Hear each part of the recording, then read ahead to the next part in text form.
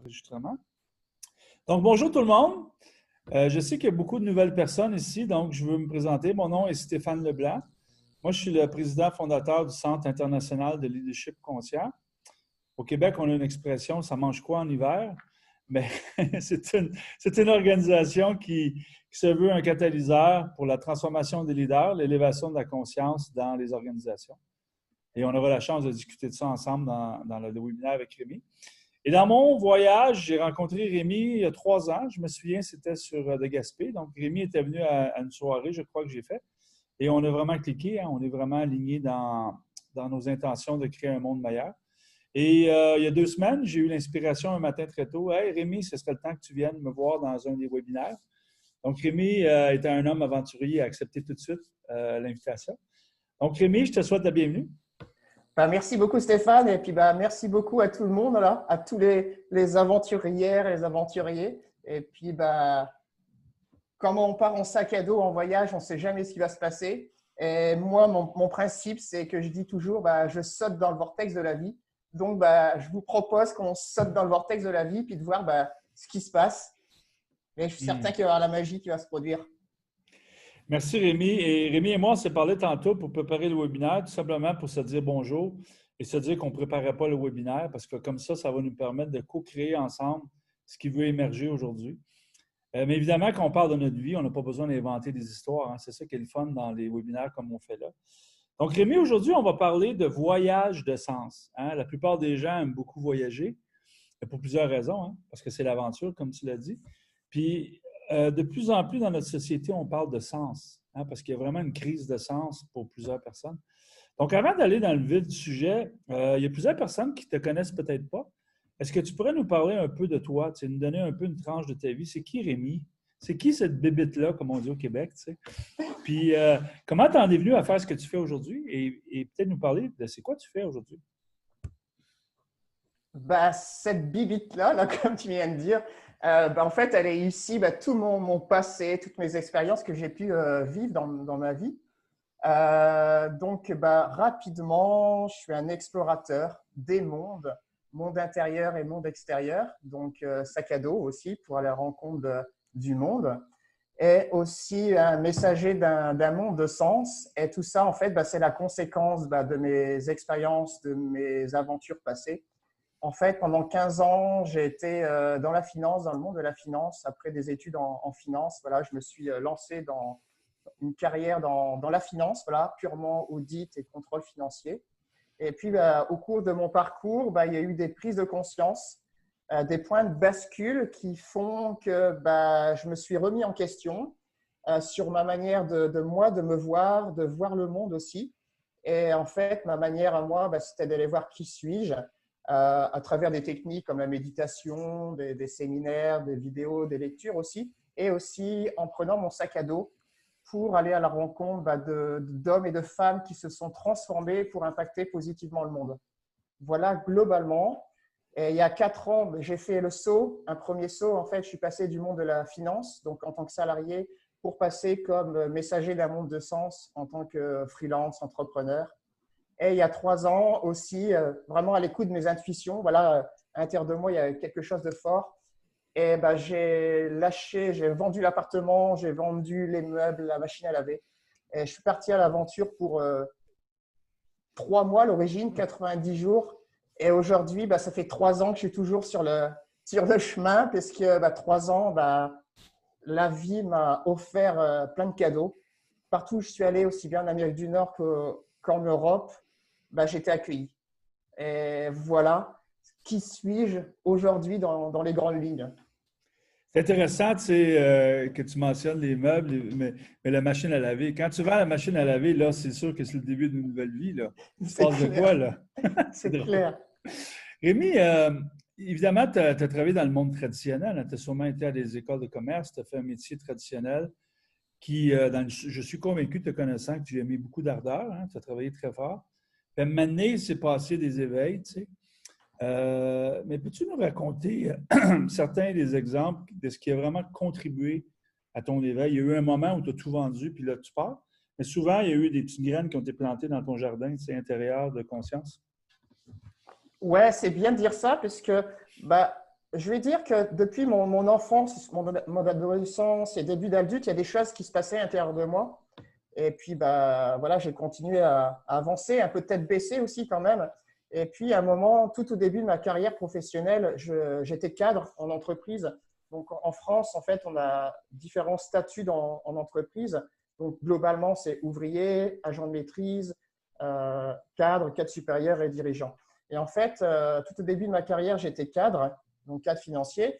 Et je me suis fait convoquer par ma hiérarchie puisque selon elle, un cadre ne côtoie pas des personnes qui ont un statut inférieur à elle.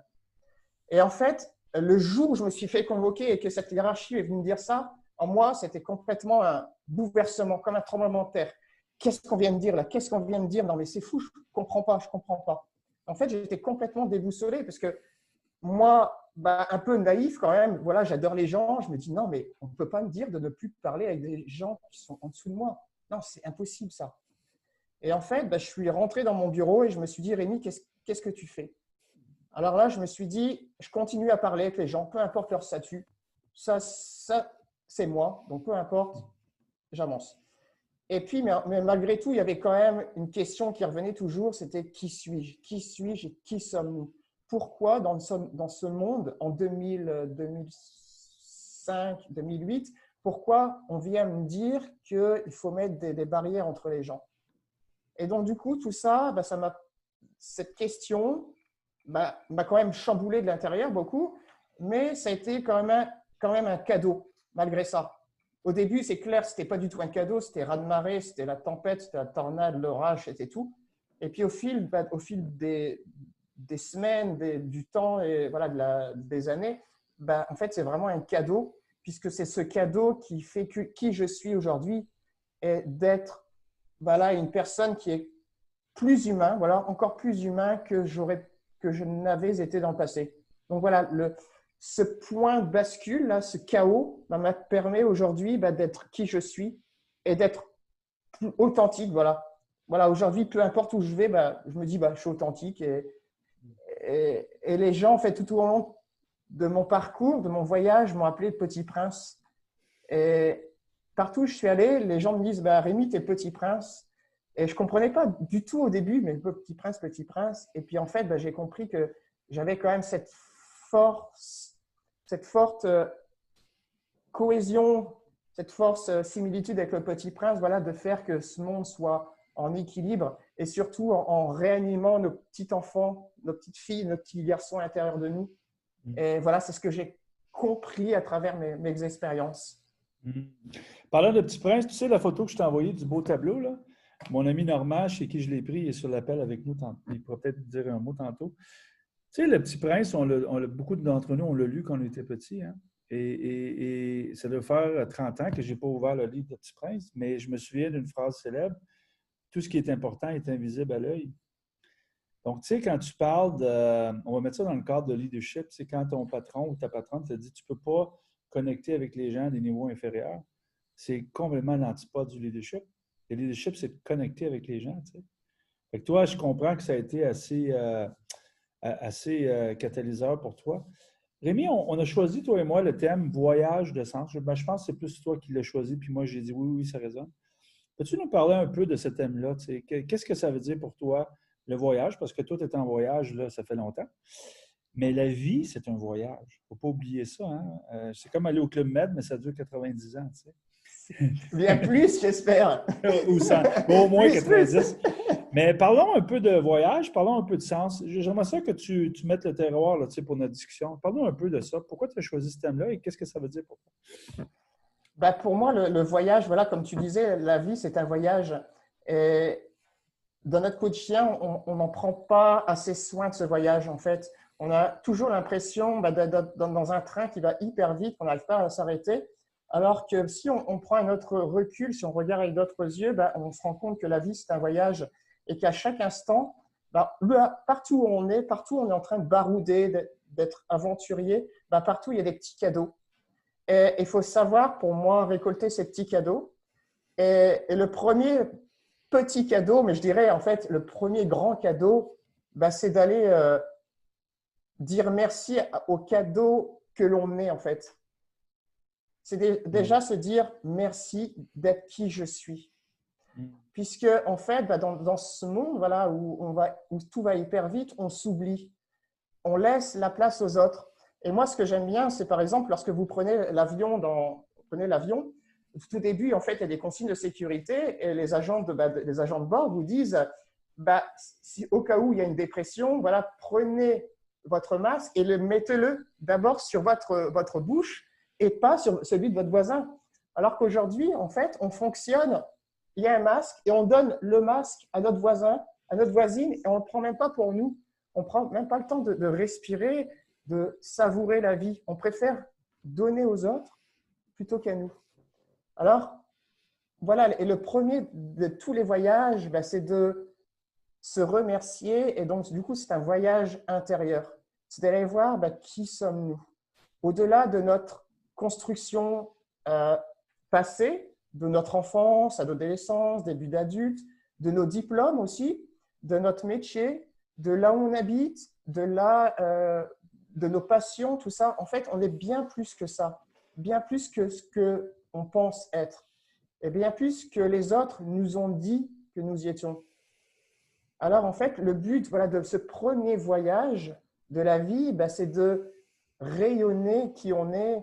Et tout d'abord, en se disant merci d'être la personne que je suis, bien au-delà de qui je pense être et bien au-delà de qui les autres m'ont dit que je suis ou que je devais être. Donc ça, c'est le premier sens du voyage, donc le voyage intérieur. Après, voilà, il y a le voyage de la vie. Donc moi, en tant que baroudeur, aventurier, voilà, ce thème voyage me correspond bien.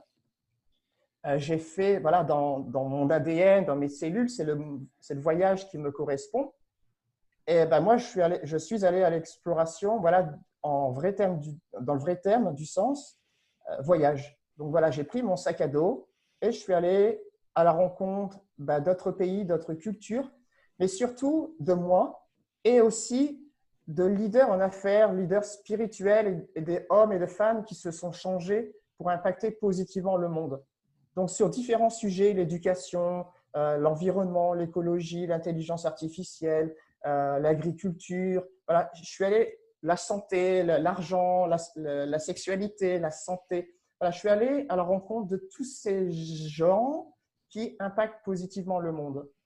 Pourquoi? Ça répond déjà à ma quête de sens, voilà, suite à cette convocation de ma hiérarchie. Voilà, moi, mon moyen, c'est d'aller en voyage. Mais les voyages résonnent vraiment à l'intérieur de moi.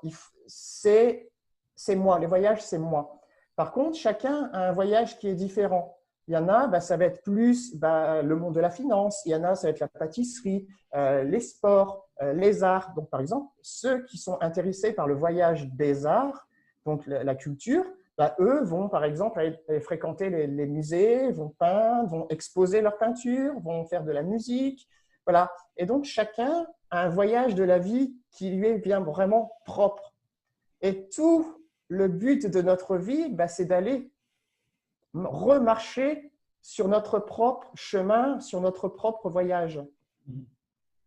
Voilà pour moi ce que c'est le monde du voyage, le voyage du sens. Donc chacune, on a pour mission de remettre du sens sur notre propre voyage dans la vie. Aller au-delà de ce qu'on a pu nous dire. Nos professeurs qui nous ont dit, tiens, tu es bon en mathématiques, donc tu feras des études en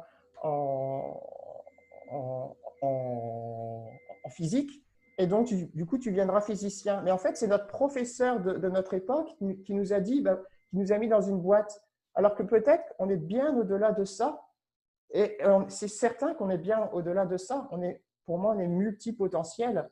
On est quelqu'un qui est physicien, qui aime la musique, qui aime la culture, qui aime le voyage. Voilà, on est vraiment multipotentiel. Mais chacun d'entre nous, on a un chemin qui est vraiment propre. Et ce chemin, la responsabilité de chacun d'entre nous, c'est de le retrouver. C'est comme si, sur notre chemin, enfant, on a perdu notre boussole intérieure et qu'il faut reprendre notre propre boussole. C'est beau comment tu le dis. J'ai une fille de 16, bientôt 17 ans, et elle ne sait pas ce qu'elle veut faire dans la vie. Elle aime beaucoup patiner artistique, mais ce ne sera pas sa carrière. Elle dit, tu sais, papa, c'est difficile à mon âge de choisir. Tu sais. Ici au Québec, on a le cégep. Dès qu'on choisit ça, on s'engage dans un chemin. Tu sais. Et toi, tu étais sur Bambon en mathématiques, je ne sais pas trop, tu as fait de la business. Moi, je suis allé en génie, mais finalement, aujourd'hui, je ne fais pas ça du tout. Tu sais. Et j'aime comment tu décrivais. Tu sais, nous, les Québécois, on aime visiter la France. Peut-être que les Français aiment visiter le Québec. Mais tu sais, quand je vais à Paris, c'est des choix infinis. Hein? Moi, j'aime aller voir un musée, j'aime un peu de terrasse, un peu de ci. Mais chacun de nous, on crée notre propre expérience dans cette même grande ville-là. Au Québec, c'est pareil. Donc, la vie, c'est un buffet. Au Québec, on dit ça, un buffet chinois, c'est illimité, les choix. Tu sais. Les choix sont illimités. Hein? Et est-ce que tu es d'accord, quand on fait un choix, bien là, on s'engage. Tu sais, en physique quantique, on dit qu'il y a des choix illimités jusqu'à temps qu'on choisisse. Mais la beauté, c'est qu'on peut rechoisir, rechoisir. À un moment donné, là, tu t'en allais du Québec à quelque part, puis là, il y a eu le COVID. Tout a changé. Raconte-nous une expérience, parce qu'après ça, c'est toi qui fais ton expérience avec ça, hein? Ah bah c'est clair, on est tous, toutes et toutes responsables de notre vie. Et comme tu dis, voilà, notre première responsabilité, c'est de prendre des décisions qui font résonance à l'intérieur de nous. Et donc, bah voilà, depuis 3 ans, je baroude entre l'Europe et l'Amérique du Nord. J'ai plus de maison, j'ai plus rien. Et en fait, bah, au moment du Covid, 2 jours avant la fermeture des frontières américaines et européennes, bah, je devais repartir en Europe. Or, bah, tout s'est fermé. Et qu'est-ce qui s'est passé? Donc, bah, je me suis dit, tiens, la vie, elle me donne un autre cadeau. Donc voilà, Rémi hyper heureux, ouais, super, je reste au Québec, je reste au Canada. Et puis en fait, bah, voilà, je contacte quand même l'administration française pour leur dire bah, que je suis bloqué ici, que voilà, voilà, et vu les circonstances, bah, rentrer en France pour moi c'est un peu difficile. Et donc du coup, voilà, pendant 2-3 jours, bah, je suis hyper joyeux, content. Et puis 3 jours après, je regarde les informations à la télé. Et là, on parle, bah, le Covid prend de l'ampleur en Europe, prend de l'ampleur au Canada, en Amérique du Nord. Et là, bah, j'ai des peurs qui remontent. Qu'est-ce qui se passe? Enfin, là, je commence à vraiment me renfermer sur moi et je me pose la question, mais s'il m'arrive quelque chose ici, si j'ai le Covid, on ne sait pas du tout comment ça réagit sur nous, qu'est-ce qui va se passer sur moi? Sachant que, un, je ne suis pas canadien, je ne suis pas québécois, j'ai aucune résidence, j'ai aucun papier canadien, je suis français. Si je dois aller à l'hôpital, qu'est-ce qu'ils vont faire de moi? C'est ça qui m'est arrivé. Qu'est-ce qu'ils vont faire de moi? Ils vont me jeter, ils vont pas me prendre, ils vont dire non, non, maudit français, reste là où tu es. Donc, du coup, voilà, il y a tout ça qui est remonté. Et puis, bah, toute l'expérience de méditation que j'ai pu faire, bah, voilà, ces 7-10 dernières années m'a vraiment aidé puisque bah, j'ai contacté cette peur. Voilà, qu'est-ce qui va se passer si jamais j'ai le Covid? Donc, en fait, en méditation, je suis rentré en contact avec ma peur, voilà, ce qui faisait vraiment mal à l'intérieur de moi. Et puis, au bout de quelques minutes, mon intuition me dit, prends un crayon, un papier. Et là, je prends un papier, je prends un crayon et je commence à écrire des mots, des phrases. Et pour moi, ça n'avait aucun sens, en fait. Je ne comprenais pas ce qui se passait. Et puis, au bout de quelques minutes, je m'arrête et là, je vois ce qui se passe. En fait, la vie est en train de me dire, Rémi, profite de ce moment, de cette période pour écrire un livre. Et en fait, ce que j'étais en train d'écrire, ben, c'était tout le plan de mon voyage, tout le plan de mon livre. Et en fait, juste en ayant accueilli ma peur, qui était toujours là, ma peur, elle était complètement là, mais je l'ai appris à l'accueillir. Et en l'accueillant, ben, la vie m'a donné un cadeau. Et ce cadeau, ben, c'est profite de cette période ici au Canada, tu es bloqué, tu ne peux rien faire pour écrire.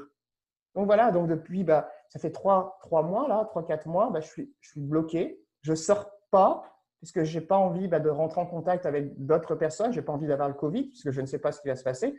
Et donc, du coup, bah, voilà, j'ai écrit un livre pendant cette période. Et voilà, j'ai profité de cette période, ce cadeau, pour mettre à disposition ce que la vie me demandait de faire, si je peux résumer ça. Non, mais c'est excellent parce que la vie, elle nous envoie des expériences et c'est nous qui choisissons de vivre l'expérience qu'on veut. Je veux dire, il y a des gens qui aiment le soleil, puis là, tout à coup, il y a une journée nuageuse, puis là, ils sont fâchés. Mais ça peut être aussi une occasion. Des fois, quand il pleut, on n'a pas d'obligation, on n'est pas obligé de tondre le gazon, on n'est pas obligé de jouer au golf, on peut juste rester tranquille dans notre maison. Fait que, tu sais, c'est nous qui vivons l'expérience, c'est l'exemple parfait, tu sais. Rémi, dans ton voyage, là, ça fait un bout que tu es parti sur la route, là, tu sais, et tu rencontres plein de gens, tu n'as pas de maison, et pourtant tu vis, tu restes à des endroits, il y a beaucoup de synchronicité. Parle-nous un peu comment ça se passe. Tu sais. Je sais que tu as passé du temps en Belgique aussi. Ouais. Parle-nous comment ça se passe. Tu sais. Je m'en vais dans une région, puis là, j'écris à des gens. Comment ça se passe ta vie? Là? C'est vraiment fantastique. Là. J'ai le goût d'en apprendre plus. Alors déjà, il faut savoir que au tout début de mon voyage, quand j'ai tout revendu, bah, j'ai quand même eu un moment de panique, on va dire. Oh, j'ai plus de maison, qu'est-ce qui va se passer si jamais bah, je dois rentrer, me retrouver moi-même, avec moi-même tout seul? Qu'est-ce qui se passe? Donc là, pendant quand même un moment, j'ai flippé quand même, j'ai eu peur à l'intérieur de moi. Et puis au moment où je suis parti à l'aéroport de Paris, j'étais au Charles de Gaulle et je me dis dans le hall d'attente, je prenais un avion pour Montréal et là, je crie dans le hall, je saute dans le vortex de la vie. Et là, en fait, à l'intérieur de moi, j'étais convaincu qu'il y avait quelque chose qui allait se passer. Et en fait, moi, dans mon plan, je partais pour trois mois. Ça fait 3 ans aujourd'hui. Et en fait, partout où je suis allé, bah, j'ai été dans le flot de la vie. Et jamais j'ai demandé ou j'ai écrit à telle ou telle personne, est-ce que vous pouvez m'héberger? En fait, c'est les gens que j'ai rencontrés sur mon chemin, dans des cafés, dans des séminaires, chez les Amérindiens, lors de mes séjours chez les Amérindiens, dans les avions, à la gare aussi, j'ai rencontré plein de gens. Et naturellement, j'allais leur parler, puis on discutait, puis à un moment, bah, les personnes me disaient, bah, Rémi, si tu veux, j'ai une chambre, j'ai un lit, et si tu veux, bah, je te l'offre. Et depuis 3 ans, en fait, c'est ce qui se passe. Et les réseaux sociaux aussi ont été un moyen aussi pour moi bah, de dire bah, d'aller vers telle ou telle personne, d'aller dans tel ou tel pays, dans telle ou telle région, dans telle ou telle ville. En fait, les gens m'invitaient chez eux et sachant que je n'ai jamais demandé une seule fois. Et c'est un peu bizarre quand même, mais ça peut être un peu voilà, flyé, hors de la terre, mais en fait, voilà, faut se rappeler quand même, je viens de la finance, hyper cartésien, et même moi, des fois, je me dis, mais waouh, la vie, c'est quand même assez étrange. Et, et j'ai compris que c'est moi, en étant juste qui j'étais, qui je suis, qui me permet d'attirer vers moi les bonnes personnes. Et en fait, les personnes sont comme si elles étaient aimantées et à l'intérieur d'elles, en fait, elles sont aussi dans la joie. En fait, elles se font plaisir à elles-mêmes de venir m'accueillir. C'est un peu comme ça, moi, je résume ce que la vie essaie de me faire passer comme message. Ben, je crois que tu comprends comme moi que c'est une question énergétique. Tu sais. Donc, quand tu parles de vortex, c'est une question d'énergie.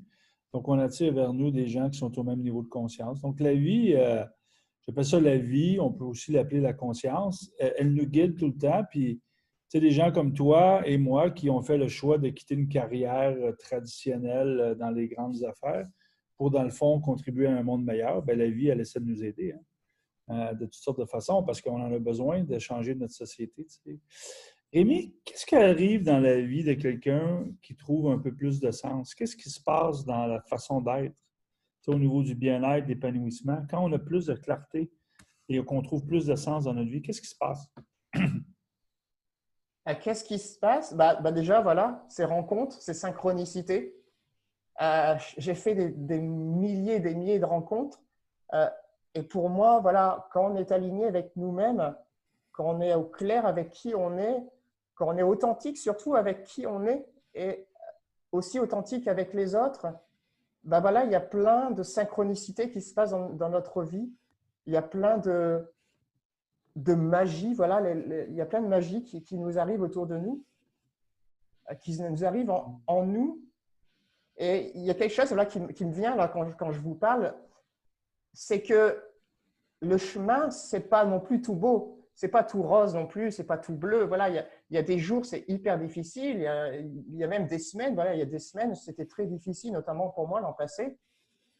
Et ça, ça fait partie du chemin. Voilà, il ne faut pas non plus idéaliser une certaine image. Et ça, c'est très important que je le note parce que j'ai beaucoup de personnes qui idéalisent ce que je vis. Voilà, le fait de partir en voyage, ça fait rêver.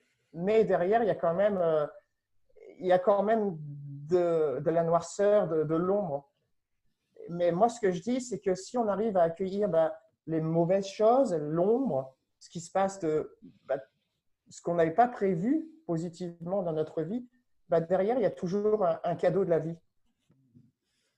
Et ça, je pense que c'est important. Et peu importe là où on est, peu importe ce qu'on fait dans notre vie, notre métier, notre famille, voilà, on est exactement là où on doit être. La vie nous met exactement là où on doit être. La vie nous demande de faire exactement ce que l'on doit faire, exactement là dans le moment présent. Mais c'est à nous, à chaque instant, d'avoir la conscience de se dire, OK, peut-être que là, ce n'est pas le meilleur des moments, ce n'est pas le meilleur de mes métiers, de ma position, ce n'est pas le meilleur des événements, mais la vie, elle est bien plus belle que ça. Il faut savoir extraire derrière ces petits cadeaux. Et il faut savoir aussi, voilà, je vois des gens qui sont en train de sourire, et il faut savoir aussi capter ce que l'extérieur et notamment les autres nous renvoient, voilà, des sourires. Et quand on ose regarder un sourire, pour moi, c'est un cadeau. Et même dans les moments les plus sombres, c'est oser regarder autour de nous et se dire, waouh, il y a plein de beaux gens, il y a plein de belles gens autour de nous. Et il faut célébrer la vie avec ces gens. Moi, c'est mon message que j'ai. Voilà, c'est un peu ça que j'ai envie de partager. Ah, ben, j'aime beaucoup ce que tu dis et je suis content que tu aies remarqué les sourires, tu sais, parce que quand on dit des choses qui résonnent, on a tendance à le démontrer par notre facial, hein. Notre corps démontre souvent quand il y a des grandes résonances. Et, tu sais, ce qui est intéressant dans ce que tu dis, quand on vit une vie pleine de sens, bien, d'habitude, il y a beaucoup d'amour, de joie et parfois de la paix. Est-ce qu'on est toujours en paix? Non, hein, parce qu'on est en voyage de guérison, de transformation, il faut qu'on est déclenché, mais de plus en plus, on s'aligne, tu sais, vers notre mission de vie, notre essence. Tu sais. Euh, Parle-nous de, tu sais, toi et moi, on a jasé souvent, tu sais, puis je t'ai vu faire beaucoup de posts, là. Il y a beaucoup de belles réalisations que tu as faites dans le monde avec beaucoup de synchronicité. Tu sais, j'aimerais que tu parles je crois que c'est une église en Angleterre. C'est passé quelque chose de spécial pour toi à un moment donné. Est-ce que tu aimerais en parler? Oui, je peux en parler. Euh, Il y a eu une bon, hésitation, là. il y a une hésitation parce que, voilà, en fait, je vais mettre le terrain, voilà. C'est que le but du voyage intérieur, de la connaissance de soi, c'est d'aller dans l'inconnu, vers quelque chose qu'on ne connaît pas. Et ça, c'est important de savoir, puisque en fait, au fil de nos avancements, plus on grandit, voilà, on a grandi, on a été enfant et on a dû mettre des masques, on a dû mettre des protections pour nous protéger de l'extérieur. Et ces protections, en fait, ont fait que notre regard sur nous-mêmes, sur la vie, en fait, il s'est rétréci. Alors, en fait, le but du voyage intérieur, c'est de réélargir tout ça. Et en fait, quand on réélargit tout ça, on s'ouvre à un autre monde. On s'ouvre à un monde de l'invisible. Donc voilà, je pense que c'est important de mettre ce terrain, voilà, de jeter les graines. Parce qu'en fait, voilà, j'étais en voyage et je revenais d'un voyage en Crète, sur une île grecque. Et en fait, j'avais pris une escale pour Londres. Et à Londres, il pleuvait, il ne faisait pas beau, il faisait du vent, il y avait beaucoup de bruit avec les bus, les voitures qui klaxonnaient. Et à un moment, j'ai ressenti, voilà, j'ai une petite voix intérieure qui m'a dit, Rémi, va dans une église. Et je suis rentré dans cette église, j'ai vu beaucoup de choses. J'ai vu qui est affiché le nom du village de mon meilleur ami, donc qui habite en France, qui était affiché dans cette église. Et j'ai remarqué aussi que les gens sortaient quand moi je rentrais. Et en fait, je me suis retrouvé tout seul dans cette église. Et à un moment, ben, je me suis assis. Et là, donc voilà, je vous dis, quand on s'ouvre à soi, on, on s'ouvre à l'inconnu. On va au-delà de ce qui se passe dans notre monde, au-delà de ce qu'on peut voir avec nos yeux, ce qu'on peut entendre avec nos oreilles. Et en fait, j'étais assis et d'un seul coup, je me suis mis à trembler. Et il y a deux personnes qui sont arrivées. Donc là, entendez bien, c'est des personnes qui ne sont pas physiques, mais c'est des personnes qui sont énergétiques. En fait, c'est deux personnes, membres de ma famille, mon grand-père maternel et mon oncle, qui sont arrivés énergétiquement et qui m'ont passé des messages. Donc, quand on rentre en communication avec qui on est, quand on commence à apprendre à se connaître, voilà, on rentre avec le monde de l'invisible. Et en fait, ces deux personnes, mon grand-père et mon oncle, sont venus me passer le message de qui je devais être dans ce monde. Alors moi, hyper rationnel, bah, quand même, j'ai discuté avec eux. Donc, entendez, ce n'est pas discuter avec des mots, mais c'est discuter en termes de pensée, puisqu'en fait, au-delà de nos mots, bah, on vibre des choses. Donc, en fait, j'ai vibré des choses et je leur ai posé des questions vraiment concrètes. Est-ce que j'ai une sœur? Donc, en fait, ils me répondaient en me faisant des mouvements de la tête. Est-ce que j'ai une sœur? Donc, en fait, ça allait de haut en bas. Est-ce que j'ai un frère? En fait, ma tête, elle faisait comme ça, elle me faisait un nom. Donc, du coup, j'ai posé beaucoup de questions comme ça pour me dire, mais qu'est-ce qui se passe là? C'est vrai, c'est pas vrai? Et en fait, bah, cette expérience qu'on appelle spirituelle, cette ouverture de conscience bah, m'a permis bah, de m'ouvrir davantage à qui je suis et surtout à un monde au-delà de mes yeux, au-delà de mes oreilles, en fait. Et en fait, en ayant ça, bah, je suis rentré en contact avec les autres beaucoup plus facilement, on va dire. En fait, c'est comme si je comprenais comment les autres sont, mais au-delà de leur aspect physique, en fait. Au-delà de qui vous êtes, bah, j'en rentre en communication avec les personnes comme ça, en fait. Donc, je pourrais vous expliquer ça plus longuement parce que ça peut paraître un peu bizarre, un peu voilà, ésotérique. Mais si vous voulez, moi, je suis complètement ouvert pour vous parler de ça. Et puis, ce qui est bizarre, en fait, c'est quand, au bout d'un quart d'heure, bah, mon grand-père et mon oncle sont partis et il y a 100 personnes qui sont rentrées dans l'église parce que ce jour-là, il y avait un mariage. Et c'est ce qui est fou parce que pendant un quart d'heure, j'étais vraiment tout seul. Et derrière, qui attendait sur le pas de l'église? Il y avait une centaine de personnes qui rentraient pour célébrer un mariage. Et je me suis dit, non, mais il y a un truc là, c'est fou. Et je sors de l'église, sur le pas de l'église, je tourne mon regard et là, il y avait The Shard. Donc, The Shard, c'est la plus haute tour d'Europe, donc qui est à Londres. Et pour moi, ça a beaucoup de résonance parce que ça veut dire la réussite, la grandeur, la beauté aussi de l'homme, de ce que l'homme peut faire. Et là, je me dis, il y a quelque chose. Et je commence à marcher dans la rue. Et là, qu'est-ce qui se passe? C'est que les gens s'écartent de moi. Mais je me dis, waouh, mais c'est bizarre ça, les gens s'écartent de moi. Et à la fois, c'est excitant parce que les gens s'écartent de moi, mais c'est aussi flippant, donc ça fait peur. Parce que les gens, je me dis, mais qu'est-ce qui se passe là? J'ai une tête de monstre, je sais pas. Et je me dis, il faut absolument que j'aille me voir dans un lieu. Voilà. Et le premier lieu que j'ai trouvé, c'était Harrods. Donc Harrods, c'est quand même le symbole du luxe, de la réussite en Angleterre, à Londres. Et je me retrouve dans les toilettes d'Harrods en train de me regarder. Et je me regarde, bah ouais, je suis toujours normal, voilà, je suis normal. Et à partir de ce moment-là, en fait, peu importe où je suis, dans les aéroports ou dans les gares, bah, les gens ne viennent plus vers moi. En fait, c'est comme si il y avait un halo, voilà, qui me protégeait. Et quand je suis à l'aéroport, par exemple à New York ou à Londres, où c'est hyper bondé de gens, ben, les gens s'écartent de moi. Et c'est un peu, voilà, c'est un peu ça que j'ai vécu grâce à mon expérience à Londres.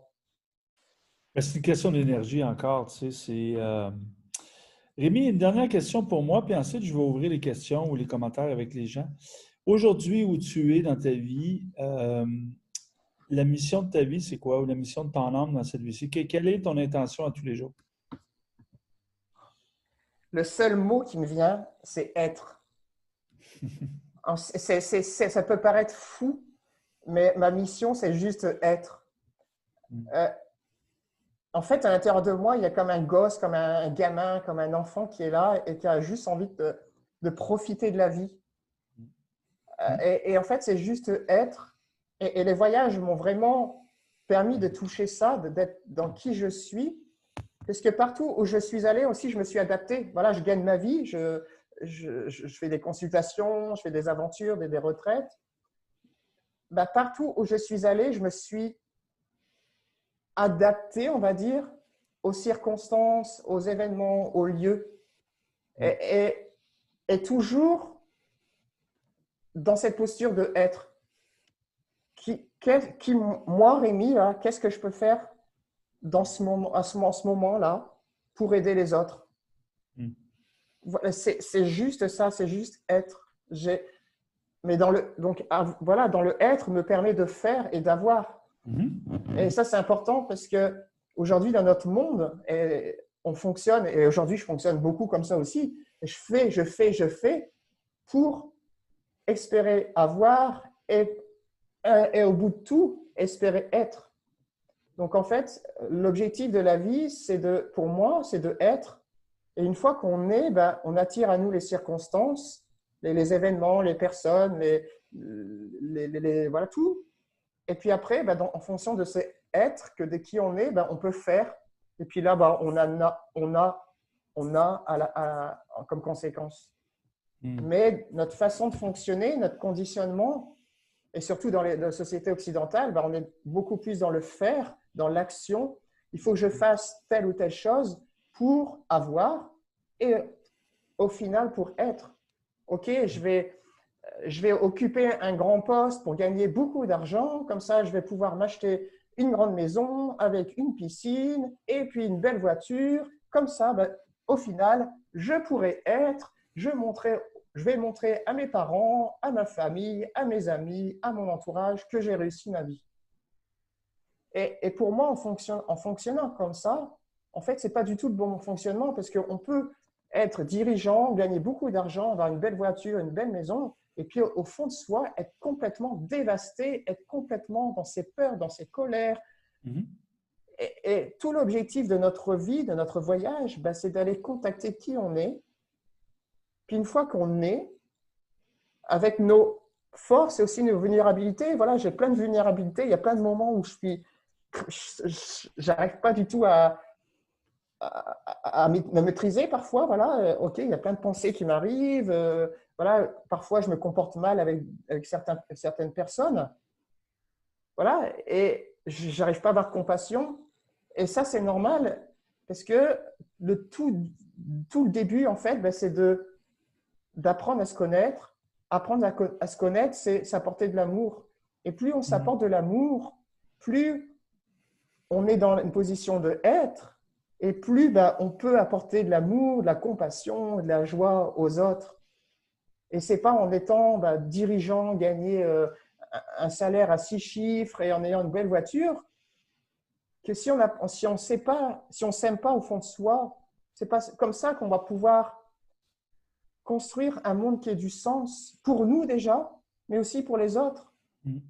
Donc le dirigeant qui est complètement dévasté à l'intérieur de lui, qui ne s'aime pas, il ne peut pas faire des employés heureux. Et il ne peut pas avoir une performance, une rentabilité économique, financière bonne, rentable. Au final aussi, en business, c'est aussi de faire de l'argent. L'argent, c'est une énergie. Et il est important dans notre monde d'accueillir l'argent. Donc, du coup, voilà, le but de notre chemin, c'est d'apprendre à qui on est, s'apporter de l'amour, reprendre le max à oxygène là, qui tombe là et le remettre sur nous et pas de le mettre sur les autres. Les autres ont leur propre responsabilité, eux aussi, de mettre leur propre masque sur leur bouche, sur leur visage. Ils ont leur propre responsabilité de rayonner. Ce n'est pas à nous de demander, de faire rayonner la petite étoile, le grand soleil des autres. Je ne suis pas responsable de votre vie, je ne suis pas responsable de votre lumière, je ne suis pas responsable du rayonnement de Stéphane. Stéphane, il a son chemin à faire. Son chemin, il utilise les techniques qui lui sont propres, mais ce n'est pas à moi de dire à Stéphane, tu es le meilleur, tu es beau, voilà. Non, c'est Stéphane qui, lui, doit apprendre à se le dire lui-même. Et chaque jour, ça demande de la persévérance, du courage, un moment de se retrouver seul avec soi pour s'apporter de l'amour. Et chacun, on peut se le faire. Ça peut être écouter de la musique, peu importe le style de musique, du hard rock, du métal, peu importe le style de musique. Si vous aimez le métal, écoutez du métal. Et c'est ça qui va vous faire rayonner de l'intérieur. Voilà, moi, tous les jours, je cours, je fais du qigong. J'adore aussi me mettre de la crème sur mon corps, donc du lait. Voilà, pendant 20 minutes, je me mets du lait sur tout mon corps. Et pour moi, c'est m'offrir de l'amour à moi-même. Et il y a une expression québécoise qui dit, si tu veux du sucre à la crème, fais-en-en. Donc, si tu veux, par exemple, manger un petit pain au chocolat, en français, va te l'acheter toi-même. N'attends pas que ce soit tes amis qui vont t'acheter le petit pain au chocolat que tu veux tellement manger. Va, prends tes chaussures, va à la boulangerie, va t'acheter ton petit pain au chocolat. Et c'est aussi simple que ça, mais c'est aussi difficile aussi parce qu'on ne nous a pas appris à prendre soin de nous. On ne nous a pas appris à nous dire, qu'est-ce que toi tu aimes dans la vie? On a toujours vécu par rapport au regard des autres. On fait des études en fonction de ce que nos parents nous ont dit, notre entourage nous a dit, notre environnement nous ont dit. En France, il y a, par exemple, là, je pense aux plombiers. Moi, à mon époque, on me disait, mais il ne faut pas être plombier, il ne faut pas être dans la maçonnerie, parce que il ne faut pas être éboueur aussi, parce que c'est des sous-métiers. Mais il n'y a pas de sous-métier.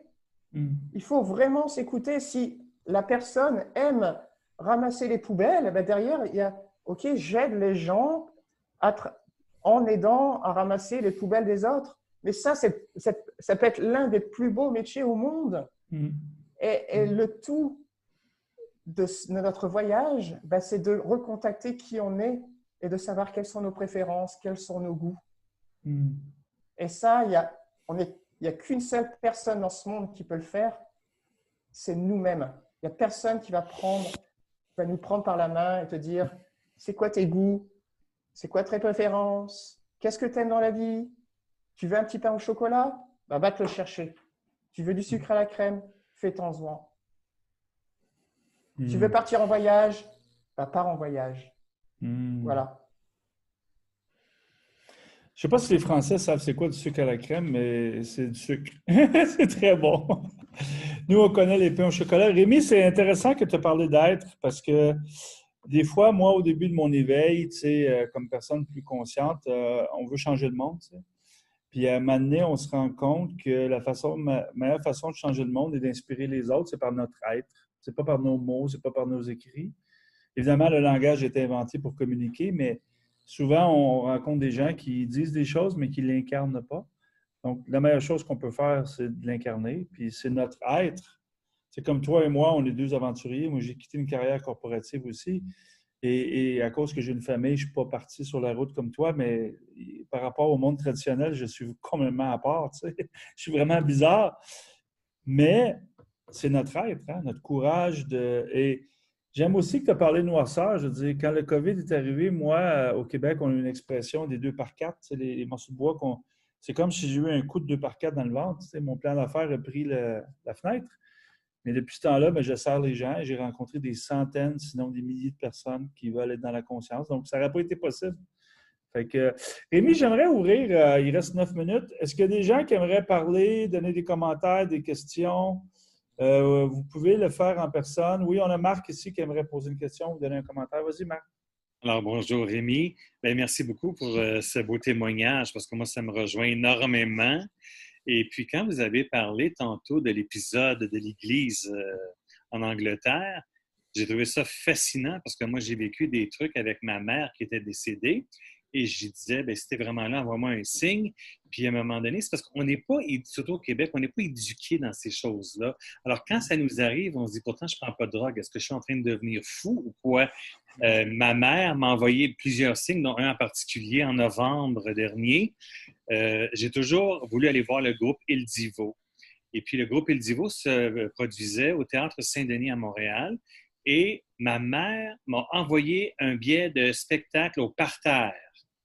Carrément comme ça. Je m'en allais au gym et la réceptionniste qui me connaissait m'a demandé, elle dit, écoutez, êtes-vous occupée ce soir? Ça vous tente d'aller au théâtre? Puis ça, je dis oui. C'est comme si le billet d'Il Divo m'attendait. C'est un billet quand même par terre là, de 123,50. Et c'était étrange quand elle m'a remis le billet, cette réceptionniste-là, parce que c'est comme, voilà, on vous attendait pour vous le remettre. C'est le sentiment que j'ai eu à l'intérieur de moi. Et quand je me suis retrouvé au théâtre, j'ai senti la présence de ma mère. J'étais sous le choc carrément. Je vais sortir sur une civière, c'est sûr. Je vais faire une crise cardiaque. Et j'avais l'air d'un robinet tellement que je pleurais. Mais c'était un signe tellement puissant parce que c'est moi qui lui avais fait connaître Il Divo par un disque que je lui avais offert. Et c'était le plus grand signe qu'elle pouvait, puis c'est un lundi soir, si je me souviens bien, qu'elle pouvait m'offrir. Alors, quand on vit ces choses-là, je trouve ça fascinant. Présentement, je suis à une transition de ma vie. Et là, j'ai vu l'insécurité totale au niveau pécunier parce que, bon, dans l'aviation, je ne sais pas quand est-ce que je vais retourner comme agent de bar. Et comme acteur, bien, c'est très, très par-ci, par-là, avec parcimonie qu'on travaille. Et c'est pas vraiment grandiose ces temps-ci. Mais il y a aussi... Donc, comme Stéphane le mentionnait tantôt, vous avez reçu des messages au niveau énergétique. Puis en même temps, ce que je suis en train de faire avec Annick Laprade, je ne sais pas si tu connais Annick Laprade, Stéphane, elle donne un cours en reprogrammation du cerveau pour comprendre aussi les biochimies du cerveau. Parce que si on est juste dans l'énergie, mais qu'on ne sait pas comment agir puis comment enlever nos blocages qu'on a avec nos neurones et nos synapses et tout, bien souvent, on a de la misère à appliquer les deux. Et c'est là où j'en suis rendu dans ma vie. Mais je vais vous poser une question. Au niveau argent, ça ne vous insécurise pas ou probablement que vous avez beaucoup d'argent de côté ou comment vous vivez ça? Parce que moi, c'est l'insécurité financière, mon gros problème dans ma vie. Tu veux savoir s'il y a eu un héritage ou quelque chose comme ça, là? C'est pas ça que j'ai demandé, mais enfin, je veux juste savoir comment vous dealez avec cette insécurité-là. Parce que moi, présentement, avec la pandémie qu'on vit présentement, moi, je trouve ça extraordinaire pour moi parce que ça me permet, avec la PCU, avec des petits contrats d'acteurs par-ci, par-là, de pouvoir me payer des formations toutes les semaines que normalement, je ne serais pas capable de me payer. Et en plus, il y a un grand virage qui est en train de se faire dans ma vie. Tous les gens qui doivent se placer sur mon chemin en coaching d'acting en anglais, que ce soit de New York ou de Montréal, tout est en train de se placer sur mon chemin, ce que j'ai toujours voulu. Enfin. Alors, moi, je le vis d'une façon très positive. J'espère que ça va durer longtemps, dans un sens. Là. Ça fait bien mon affaire. Mais je vais vous demander, vous, au niveau de l'insécurité financière, c'est-tu parce que vous aviez beaucoup d'argent de placer? Parce que moi, c'est ça. Parce que l'argent, comme vous avez dit, c'est une énergie qui me permet de toujours grandir, apprendre, de devenir une meilleure version de moi-même, devenir un meilleur être humain, un meilleur acteur. Alors, c'est pour ça que je veux savoir comment vous réagissez face à ça. Ben, merci beaucoup, Marc, pour votre partage, ton partage. Et si la réponse était dans ta question, dans toute ton explication, voilà, tu dis que depuis le Covid, tu as eu des financements qui sont arrivés, tu as eu les bonnes personnes qui sont rentrées dans ton chemin, sur ton voyage de vie. Là, c'est complètement un message de la vie qui te met sur qui te dit, voilà, je te donne tout l'argent à travers le financement que tu reçois du Canada, du Québec. Ça te permet de te financer des formations. Et en fait, voilà, la vie, elle nous offre des cadeaux qui sont partout. Et il ne faut pas chercher, pour moi, sur un seul plan, sur une seule activité. Il faut vraiment s'élargir. Voilà. Et dans ta question, dans ton partage, il y a la réponse. Donc, merci à la vie qu'elle t'offre voilà, ce financement. Merci au Québec, merci au Canada pour tout ce financement qu'elle te donne et qui te permet aujourd'hui de te financer des formations que peut-être 6 mois ou 1 an avant que tu n'aurais pas pu. Tu n'aurais même pas pu avoir le temps de suivre ces formations. Donc, du coup, la vie, là, elle te met plein de belles choses, plein de cadeaux sur ton chemin. Et apparemment, ces cadeaux, tu les déballes et puis tu profites de ces cadeaux. Et pour moi, c'est la seule chose à faire. C'est cueillir à chaque instant la vie.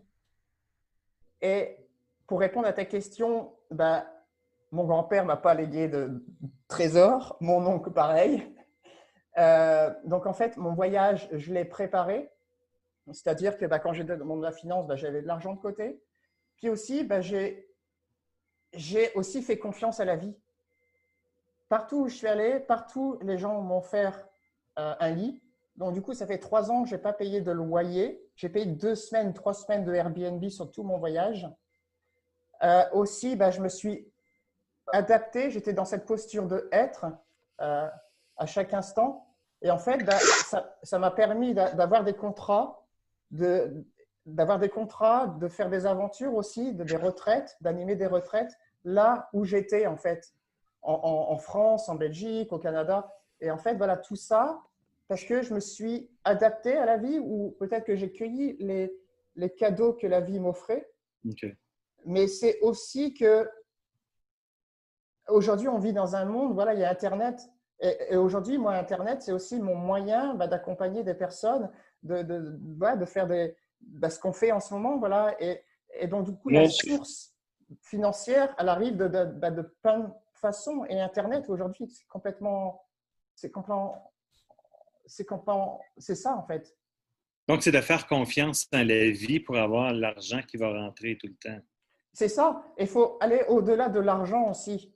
Il y a l'amour, il y a la joie. Et plus, il faut chercher la joie. Le but de notre vie, c'est chercher la joie. Plus on est dans la joie, et plus on attire. Oui. Mais c'est parce qu'à un moment donné, les cours, il faut que je les paye. Parce que quand moi, je suis stressé, puis là, à partir d'aujourd'hui, je le dis publiquement, c'est terminé. Je suis en train de vider chez Métro. Je m'achète toujours des tartes au pacanes parce que je veux compenser ou des joueurs de chocolat chez Dollarama Trouble Round. C'est moi qui vide les tablettes de chocolat. Tu sais, ça n'a plus d'allure. Là. Les tartes au pacanes puis le chocolat, à partir d'aujourd'hui, c'est terminé. Parce que si c'était fait d'une façon occasionnelle, raisonnable, c'est correct. Mais quand c'est tous les jours, non, là, c'est fini. Parce que je suis trop stressé. Puis là, je me dis, bon, une tarte au bacane ou une barre de chocolat. Fait que c'est ou du sucre à crème, pour vraiment comme ça. Je m'en suis payé. Mais Marc, je connais bien ça. Tu compenses tes émotions par la bouffe. Moi, je fais ça aussi, mais avec d'autres choses. Là. Mais je pense que le message de Rémi, c'est l'abondance. Elle est toujours présente. Elle vient sur plusieurs formes. Et c'est quand même intéressant, tu sais, que tu ne voles pas, tu n'as pas de acting contract, mais tu suis des formations.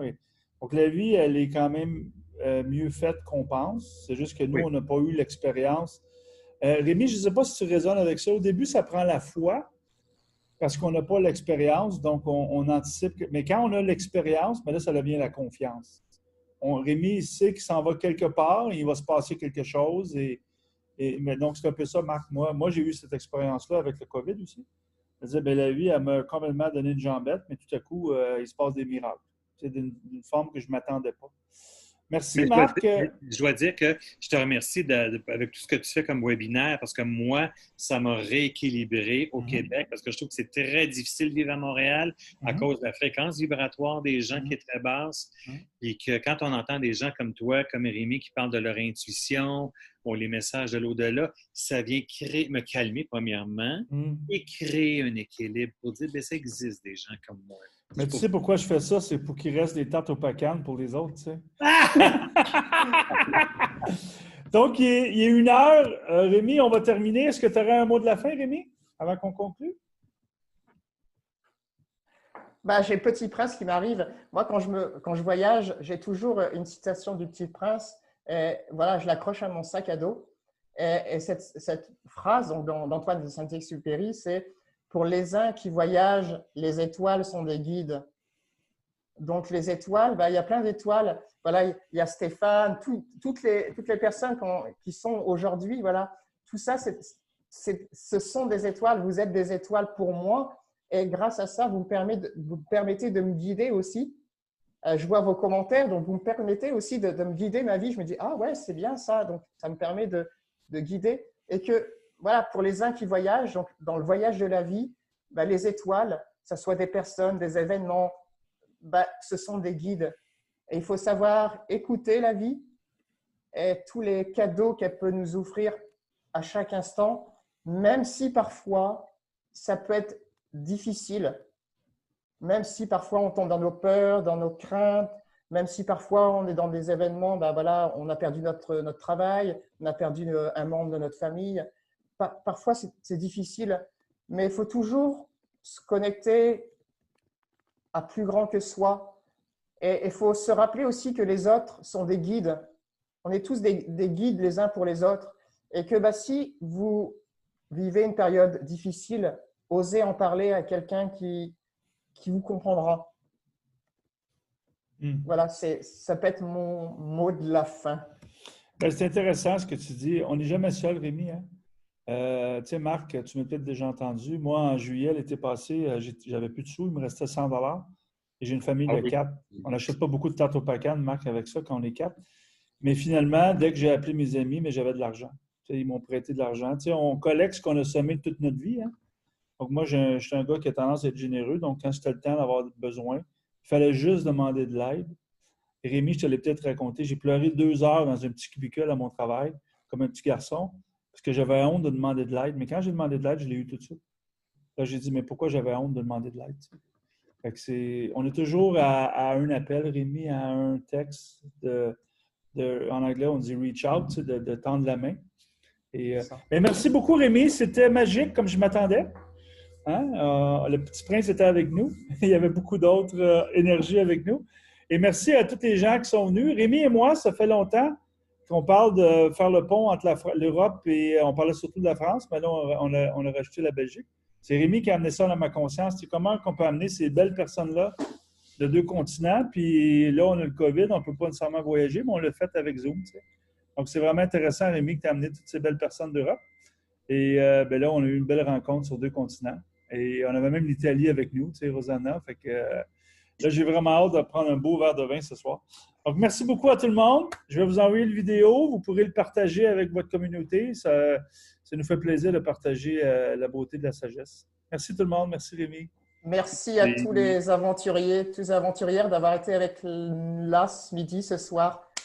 Pour moi, c'était un super voyage. Et voilà, pour les uns qui voyagent, les étoiles sont des guides. Merci à vous. Merci tout le monde. Au revoir. Bye Stéphane, merci. Merci.